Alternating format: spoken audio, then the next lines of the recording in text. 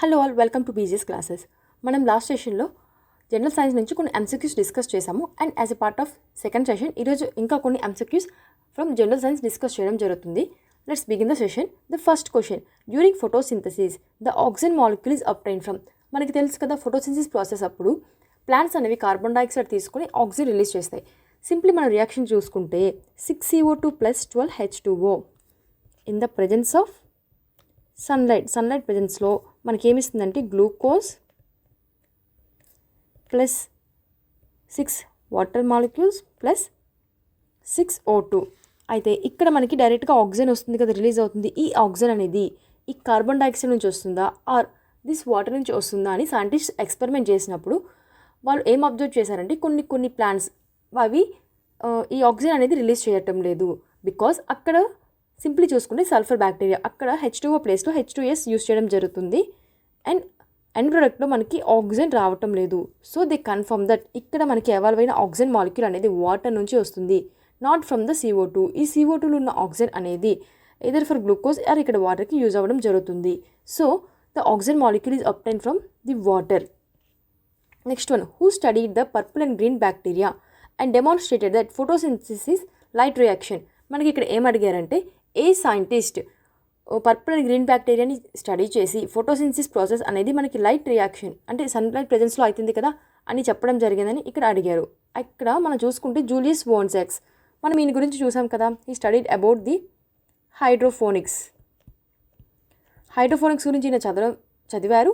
Hydroponics అనేది nothing but వాటర్లో plant grow అవ్వడం, దానికి రిక్వైర్ మినరల్స్ ఇస్తే సాయిల్ లేకపోయినా అది గ్రో అవుతుంది అని కూడా మనకి ఈయన చెప్పడం జరిగింది. And also he studied about the glucose production during photosynthesis.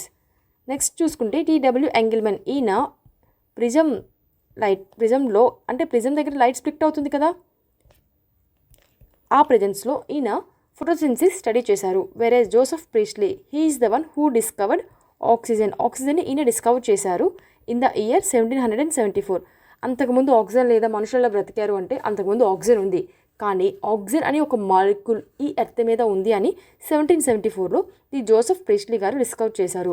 Whereas purple and green బ్యాక్టీరియాని స్టడీ చేసి ఫోటోసింథసిస్ లైట్ రియాక్షన్ అని మనకి చెప్పింది Cornelius van Niel. So the option is B.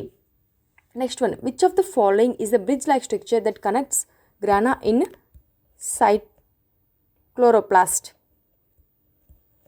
మనకి క్లోరోప్లాస్ట్లో ఒక గ్రానా నుంచి ఇంకో గ్రానాకి కనెక్ట్ చేసేదాన్ని ఏమంటారు అని అడగడం జరిగింది. ఇక్కడ మన డయాగ్రామ్లో చూసుకుంటే this is the structure of the chloroplast. ఇక్కడ మీకు ఇలా కనిపిస్తున్నాయి కదా, these are called as thylakoid membrane అని అంటారు. ఈ థైలకాయిడ్ మెంబ్రేన్స్ ఈ గ్రూప్ అంతా ఉంది కదా, ఇది గ్రానా అంటారు. హియర్ అనదర్ గ్రానా, ఇక్కడ ఇంకొక గ్రానా, ఇలా చాలా గ్రానాస్ ఉన్నాయి కదా. అయితే ఒక గ్రానా నుంచి ఇంకో గ్రానాకి ఇలా కనెక్ట్ చేస్తుంది కదా, దాన్ని స్ట్రోమల్ లెమెల్లా అంటారు. Which is also called yes bridge between గ్రానా అని అనడం జరుగుతుంది. వెరస్ ఇక్కడ లిక్విడ్గా అది స్ట్రోమా ఉంటుంది and it also consist of ribosomes, starch granule, outer and inner membrane. ఒక్కొక్కటి ఏ ఫంక్షన్ చేస్తుందో అనేది మనం క్లాస్లో డీటెయిల్గా డిస్కస్ చేయడం కూడా జరిగింది. సో మనకి క్వశ్చన్కి వస్తే ఇక్కడ గ్రానాని ఏది కనెక్ట్ చేస్తుందంటే the answer is stroma లెమెల్లా.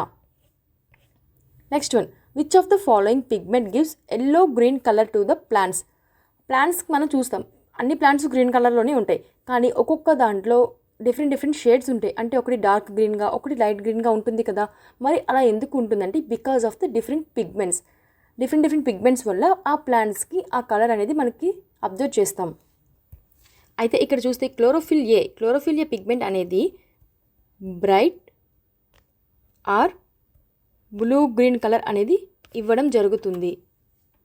వేరేజ్ xanthophylls అనే pigment it gives yellow color to the plants, whereas carotenoids it gives yellow to yellow orange color కూడా ఇది ఈ పిగ్మెంట్ మనకి ఇస్తుంది. whereas yellow green color అనేది క్లోరోఫిల్ బి అనేది yellow green color పిగ్మెంట్ ఇవ్వడం జరుగుతుంది. So the answer is B. Next question, in PS1 reaction centre chlorophyll A has an absorption peak at the wavelength. ఇక్కడ మనకి PS1 reaction గురించి అడగడం జరిగింది. మరి PS1 అంటే ఏంటంటే నథింగ్ బట్ ఫోటో సిస్టమ్. మనం ప్లాంట్స్లో చూసుకుంటే ఫోటో సిస్టమ్ 1 and 2 ఈ రెండు అబ్జర్వ్ చేస్తాం. ఈ ఫోటో సిస్టమ్ అంటే నథింగ్ బట్ ఇవి సన్లైట్ని ట్రాప్ చేస్తాయి డ్యూరింగ్ ఫోటోసింథసిస్ ప్రాసెస్.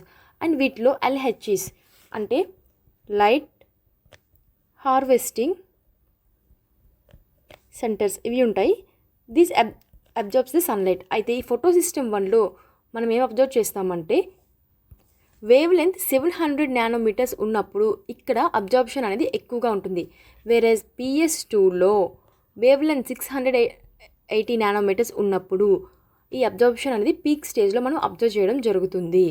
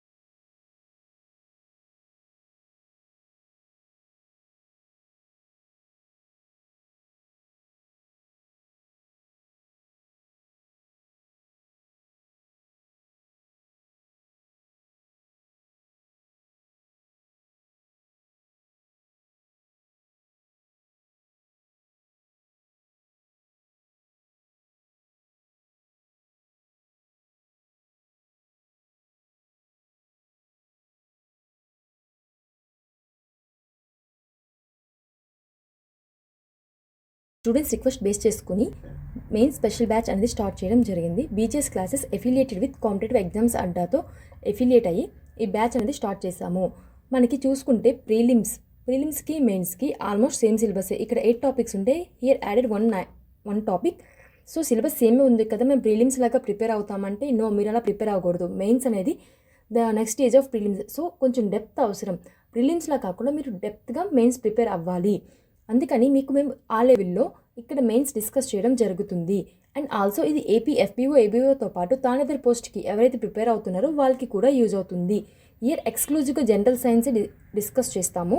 అండ్ మనకి నోటిఫికేషన్లో కూడా క్లియర్గా మెన్షన్ చేశారు 50 మార్క్స్కి జనరల్ సైన్స్ నుంచి వస్తాయని. సో ఎవరైతే జనరల్ స్టడీస్ చాలా ఎక్కువ సిలబస్ ఉంది కదా, సిలబస్ ఎక్కువ ఉందని అనుకుంటున్నారు అండ్ ఆల్సో మ్యాథమెటిక్స్ అంటే భయపడే స్టూడెంట్స్ కూడా ఉన్నారు కదా, అలాంటి వాళ్ళు ఈ జనరల్ సైన్స్ మీద కాన్సన్ట్రేట్ చేస్తే మీరు 42+ మార్క్స్ వరకు స్కోర్ చేయవచ్చు. So this is the scoring subject. మీకు 11th అక్టోబర్ నుంచి బ్యాచ్ అనేది స్టార్ట్ అయిపోయింది. డైలీ 2 క్లాసెస్ అవుతున్నాయి. రిగార్డింగ్ ద షెడ్యూల్ మన టెలిగ్రామ్ ఛానల్లో అవైలబుల్ అవుతుంది, మీరు అక్కడ నుంచి డౌన్లోడ్ చేసుకోవచ్చు. అండ్ ఈ క్లాసెస్ అనేవి లైవ్ క్లాసెస్ మీకు జరుగుతాయి. సో మీకు ఏదైనా క్లాస్లో డౌట్ అయితే you can ask the doubts there. లేదు మీరు రికార్డింగ్ విన్నా సరే మీకు ఏమైనా డౌట్స్ ఉంటే you can post in our chat. ఇది మీకు బైలింగ్వల్ మోడ్లో జరుగుతుంది. మెయిన్ సిలబస్ కంప్లీట్గా మెయిన్స్ డెప్త్లో మేము కంప్లీట్ చేస్తాము. అండ్ రిమెంబర్, ఇది రివైజ్డ్ సిలబస్ బేస్డ్. ఇంకా చాలామంది స్టూడెంట్స్ ఓల్డ్ సిలబసే అనుకుంటున్నారు. కాదు, ఈ కొత్తగా వచ్చిన సిలబస్ బేస్డ్గా ఇది కంప్లీట్ చేయడం జరుగుతుంది. ప్రీవియస్గా చూసుకుంటే ప్రైస్ 999 ఉండేది, కానీ ప్రజెంట్ ప్రైస్ అనేది 699కి రెడ్యూస్ చేయడం జరిగింది. అండ్ మీకు ఫర్దర్గా ఏదైనా క్వైరీస్ ఉంటే you can contact the number. ఇక్కడ అవైలబుల్ అవుతున్న నెంబర్కి మీరు వాట్సాప్తో కాంటాక్ట్ అయినా సరే we will clear your doubts. Next question, in glycolysis the final product is. మనకి ఈ గ్లైకోలిసిస్ అంటే ఏంటంటే ఇట్స్ ఎన్ అనరోబిక్ రెస్పిరేషన్. అంటే అనరోబిక్ రెస్పిరేషన్ అంటే it is in the absence of oxygen. Oxygen లేని ప్లేస్లో జరిగిన రెస్పిరేషన్ ప్రాసెస్ని అనరోబిక్ అంటారు. వేరేజ్ ఆక్సిజన్ ప్రెజెన్స్లో అయితే ఇట్ ఈజ్ ఏరోబిక్ రెస్పిరేషన్ అని అంటాము. అయితే in every organism either plant or animal first మనకి రెస్పిరేషన్ ప్రాసెస్ గ్లైకోలిసిస్ నుంచి స్టార్ట్ అవుతుంది. అయితే ఈ గ్లైకోలిసిస్లో glucose breakdowns to pyruvic acid. Pyruvic acid అనేది గ్లైకోలిసిస్లో ఎండ్ ప్రొడక్ట్. అయితే గ్లూకోజ్ డైరెక్ట్గా పైరువిక్ యాసిడ్ అవుతుందంటే నో. అరౌండ్ మీకు ఒక 10 స్టెప్స్ ఉంటాయి ఇక్కడ. అండ్ ఈ మొత్తం ప్రాసెస్లో ఏటీపీ అనేది కన్జ్యూమ్ అవుతుంది అండ్ ఆల్సో యూటిలైజ్ కూడా అవుతుంది. సో అందుకే ఇక్కడ ఏటీపీ ఎక్కడెక్కడ మీకు అక్కడ ఏటీపీ తీసుకుంటుంది అండ్ ఎక్కడెక్కడ ఎనర్జీ రిలీజ్ చేస్తుంది అనేది కూడా ఎవ్రీ స్టెప్ మీరు డీటెయిల్గా చదవండి. So the glycolysis the final product is the pyruvic acid. Whereas ఈ ఎస్టైల్ సిఓఏ ఏంటంటే ఈ పైరువిక్ యాసిడ్ ఇక్కడ ఫామ్ అయింది కదా, ఇది లేటర్ ఎస్టైల్ సిఓఏగా కన్వర్ట్ అయ్యి ఈ ఎస్టైల్ సిఓఏ అనేది it enters the Kreb cycle. Glycolysis తర్వాత క్రెబ్ సైకిల్ అవుతుంది. ఆ క్రెబ్ సైకిల్లో ఈ ఎస్టైల్ సిఓఏ ఎంటర్ అవుతుంది.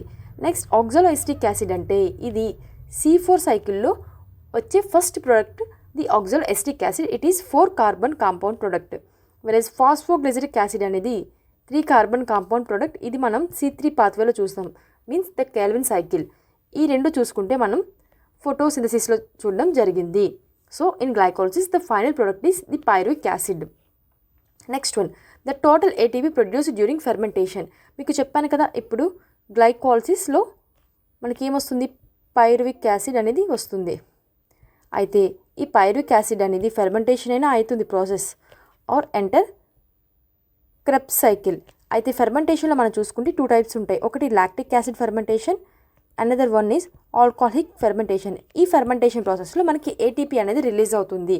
అయితే ఇక్కడ ఎంత ఏటీపీ రిలీజ్ అవుతుందని మనకు అడగడం జరిగింది. ది ఆన్సర్ ఈజ్ 2 ఏటీపీ అనేది రిలీజ్ అవుతుంది. వేరేజ్ ఏరోబిక్ రెస్పిరేషన్ నెక్స్ట్ అవుతుంది కదా, ఏరోబిక్ రెస్పిరేషన్లో 38 ఏటీపీ అనేది రిలీజ్ అవుతుంది. Next one Krebs cycle takes place in. మనకి ఇక్కడ క్రెబ్ సైకిల్ ఎక్కడ అంటే ప్లాంట్ సెల్లో ఏ ప్లేస్లో జరుగుతుందని అడుగుతున్నారు. అయితే గ్లైకోలసిస్ అనేది సైటోప్లాజం, ప్లాంట్ సెల్లో సైటోప్లాజంలో జరుగుతుంది.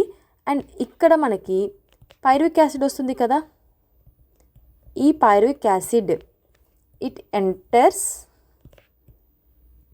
మైటోకాండ్రియల్ మ్యాట్రిక్స్లోకి అది ఎంటర్ అవుతుంది. మైటోకాండ్రియల్ మ్యాట్రిక్స్లోకి ఎంటర్ అయ్యాక it converts to acetyl CoA and here మనకి క్రెబ్ సైకిల్ స్టార్ట్ అవుతుంది. సో క్రెబ్ సైకిల్ ఎక్కడ జరుగుతుంది, in the mitochondrial matrix. So the answer is B. Next one the respiratory quotient is more in.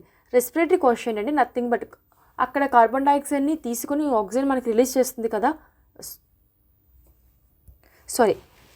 ఆక్సిజన్ని తీసుకొని carbon dioxide release చేస్తుంది కదా. So RQ అంటే మనకి RQ is equal to volume of carbon dioxide evolved by volume of O2 consumed. దీన్ని RQ అని అంటారు. అయితే ఈ ఆర్క్యూ చూసుకుంటే మన కార్బోహైడ్రేట్స్లో చూస్తే ఎంత కార్బన్ డైఆక్సైడ్ అంటే మనకి ఎంత ఆక్సిజన్ కన్జ్యూమ్ అయిందో అంత కార్బన్ డైఆక్సైడే ఎవాల్వ్ అవుతుంది. సో కార్బోహైడ్రేట్స్లో RQ is 1. In case of ఫ్యాట్స్లో ఆక్సిజన్ కన్జంప్షన్ ఎక్కువ ఉంటుంది. సో ద ఫ్యాట్స్లో చూసుకుంటే రఫ్లీ 0.7 ఉంటుంది RQ. Whereas in case of ప్రోటీన్స్లో ద ఆర్క్యూ ఈజ్ 0.9.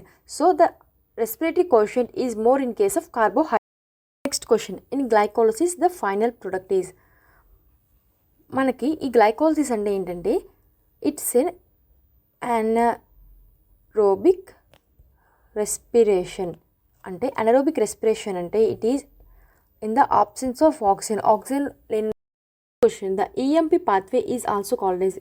ఇక్కడ ఈఎంపి పాత్వే ఇచ్చారు, దీన్ని మళ్ళీ ఇంకొక నేమ్ ఉంది, దాన్ని ఏమంటారని అడగడం జరిగింది. ఈఎంపి పాత్వే అంటే నథింగ్ బట్ ద గ్లైకోలసిస్. మరి దీనికి ఈఎంపి అని ఎందుకు అంటున్నారంటే బికాజ్ 3 సైంటిస్ట్స్ ఇక్కడ వర్క్ చేయడం జరిగింది. ఈ refers to the Emden, whereas M refers to the Meyerhof and P refers to Parnas. So అందుకని దీన్ని ఈఎంపి పాత్వే అని అనడం జరిగింది. So the EMP pathway is also called as the glycolysis.